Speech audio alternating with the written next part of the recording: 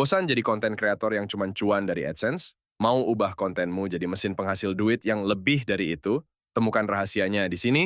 Di buku ini, Content Creator Black Book, lewat konten ini yang udah sampai di part 3, bakal kasih insight strategi jitu buat ubah perhatian audiens jadi profit.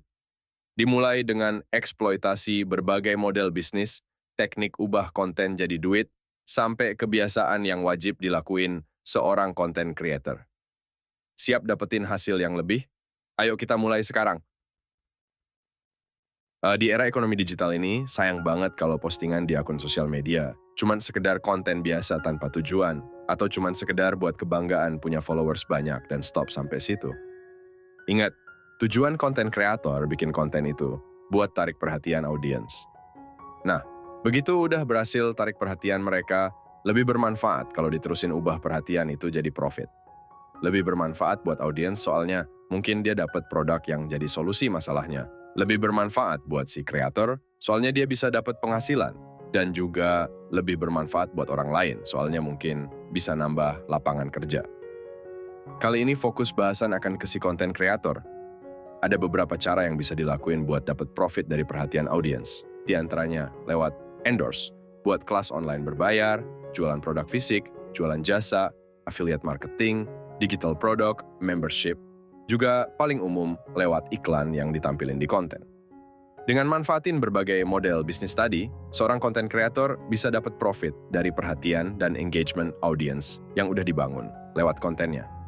Ada satu hal yang perlu jadi perhatian soal ubah konten jadi duit. Penting banget buat pahami pendekatan strategi produk versus konten, terutama kalau mau jualan produk lewat media sosial. Seorang konten kreator mesti ngerti psikologi pasar dengan mendalam, terutama soal cerita atau story yang bikin orang tertarik. Perlu dipahami, produk itu sendiri nggak punya cerita yang menarik, tapi pemilik akun, seorang konten kreator, dia itu yang punya cerita yang bisa bikin kedekatan sama audiens. Oke, teknisnya, cara pertama bisa dengan bikin 2 akun terpisah. Kita pakai contoh Instagram. Buat 1 akun konten dan 1 akun produk. Akun konten bakal diisi cerita pribadi, tips, edukasi, dan hiburan. Tujuannya biar bisa tarik dan kumpulin sebanyak mungkin traffic. Nah, akun produk bakal diisi konten soal produk dari bisnis yang dijual, katalog produk dan semacamnya. Link ke akun produk bisa dipasang di bio profil akun kontennya. Strategi ini tujuannya buat arahin audiens dari akun konten ke akun produk. Dengan gitu, peluang mereka tertarik sama produk kita lebih gede. Karena, ingat, produk nggak punya cerita, tapi pemilik akun itu yang punya cerita. Dan orang kebanyakan tersentuh hatinya karena cerita. Cara kedua, seorang konten kreator bisa pakai endorsement, yang artinya bayar orang lain buat rekomendasiin akun konten dia ke audiens mereka. Jadi audiens dari orang itu bakal ngikutin akun konten kreator itu. Cara terakhir bisa lewat iklan berbayar, di mana dia bisa arahin iklan ke akun kontennya buat bangun traffic.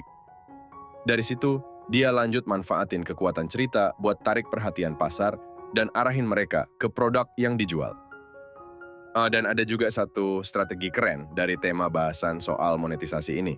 Punya database email dari orang-orang dengan minat dan masalah yang sama itu jadi aset berharga banget.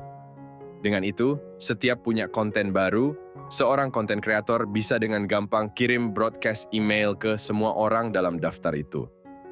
Karena orang di daftar itu punya minat dan masalah yang serupa, kemungkinan besar mereka bakal antusias banget dan responsif sama konten yang baru di-share. Nah, dari situ bakal bikin hasil positif dari konten tadi, views-nya gede bisa jadi salah satunya, yang seterusnya bisa diarahin ke tujuan lain kayak monetisasi.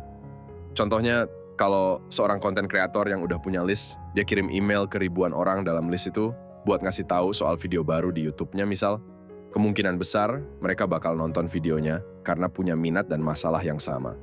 Banyaknya penonton dalam waktu singkat bakal kasih sinyal positif ke algoritma YouTube, jadi videonya bakal dianggap menarik dan relevan, dan akhirnya bakal muncul lebih sering di hasil pencarian dan rekomendasi. Jadi, dengan pakai database email buat kirim broadcast tentang konten baru, itu bisa ningkatin exposure konten di platform media sosial. Dan mesti diingat kuncinya ada di kesamaan minat dan masalah dari audiens. Nah, di luar hal teknis tadi, ada yang perlu selalu diingat buat jadi konten kreator yang sukses. Ya, Konsistensi itu kunci. Buat konsisten artinya perlu punya sistem yang profesional, nggak cuma ngandelin perasaan atau mood aja. Ada 3 kebiasaan super penting buat seorang content creator. Pertama, membaca dan memahami. Harus rajin baca dan pahami topik yang diminati. Nggak cukup cuma baca aja, tapi juga catat ide-ide yang muncul pas lagi baca. Ide-ide ini bisa jadi inspirasi buat bikin konten-konten ke depan. Selain baca, nonton video dari konten kreator lain juga bisa jadi sumber inspirasi buat analisis konten mereka. Kedua, cerita. Penonton suka cerita. Kemampuan bercerita yang oke bisa bikin konten jadi lebih menarik dan banyak yang suka. Keterampilan storytelling yang bagus bakal bantu perkuat daya tarik konten yang dibuat. Bisa dicek, kebanyakan akun yang sukses biasanya kuat dalam skill storytelling. Terakhir, buat dan kurasi konten. Penting buat latih kebiasaan riset. Telusuri konten dari akun lain yang satu niche, terus pelajari konten mereka. Catat feedback audiensnya dan perhatiin jenis konten apa yang mereka suka. Repost konten orang lain dengan tetap kasih kredit ke mereka, juga bisa bantu dapat insight baru buat audiens kamu sebagai content creator. Ini juga bisa ningkatin kepercayaan dan otoritas seorang content creator di mata audiensnya. Selain itu, penting juga buat komit terus latih diri sendiri.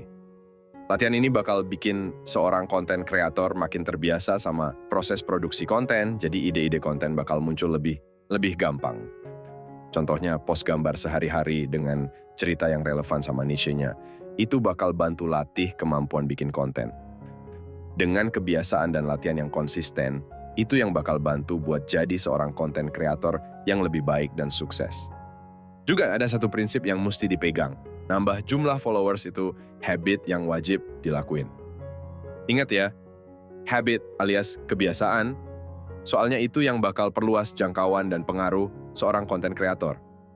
Nah, ada beberapa cara yang bisa dilakuin buat ningkatin jumlah followers, kayak konsisten posting, share link akun sosmed lintas platform, kasih komen bermutu dan relevan di akun orang lain, kolaborasi sama konten kreator lain yang punya audiens serupa, pakai layanan iklan berbayar di platform media sosial dan semacamnya. Dengan terus konsisten terapin strategi-strategi tadi, itu bakal bisa ningkatin jumlah followers dan perluas pengaruh sebagai seorang konten kreator. Kita udah kupas semua dari mindset, framework, target market, niche, strategi eksekusi konten, ide kontennya, dominasi sosial media, sampai terakhir ini soal monetisasi. Kesimpulannya, di era digital sekarang ini, cerita founder bisnis akan dimulai dari platform media sosial. Menjadi seorang konten kreator itu langkah awal buat ciptain cerita atau narasi tentang diri sendiri. Seorang konten kreator yang sukses bisa dapetin duit, tapi penting diingat kalau ini bukan jalan pintas buat jadi kaya. Perjalanan ini butuh dedikasi, strategi, dan konsistensi yang kuat. Langkah pertamanya itu ya, mulai. Mulai dengan tentuin niche atau topik besar atau ceruk pasar yang mau dimasukin. Pilih 1 atau 2 platform sosial media buat fokus dulu sebelum ngejar dominasi di semua sosial media. Terus, tentuin keyakinan atau citra yang mau dibangun lewat konten yang di-share. Baru setelah itu pikirin cara buat monetisasi konten biar bisa jadi income. Fokus dulu sama 1 atau 2 cara sampai berhasil, baru pikirin multiple stream of income. Intinya, jadi seorang konten kreator itu langkah awal penting buat bangun bisnis yang lebih gede ke depannya. Terima kasih.